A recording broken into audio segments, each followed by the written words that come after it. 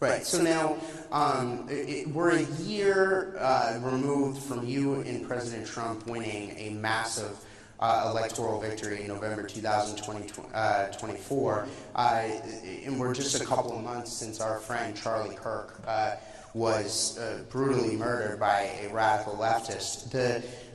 But at the same time, we are seeing some, whether it's inside Congress, outside Congress, some divisions in the MAGA movement, and I get it that there's this issue, that issue, whatever. What would be your message to how to reunify this movement for the fights ahead, whether it's the midterm elections, 2028 and beyond?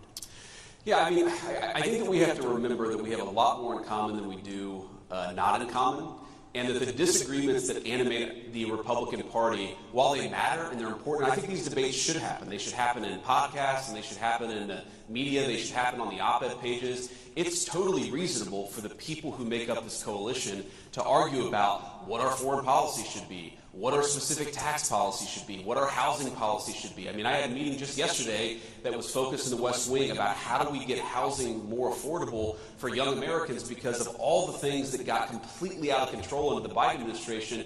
You had homes that doubled or tripled in price depending on the geography in 4 years under the Biden administration. We've got to solve that problem for our young people so they can afford to buy homes, start families, and actually build their own American dream. So I think my attitude is let these debates play out, but don't let the debates that we're having internally blind us to the fact that we are up against a radical leftist movement that murdered my friend a couple of months ago and that would throw many people in the Trump administration in prison, not for doing anything illegal, but for not following the far left's agenda.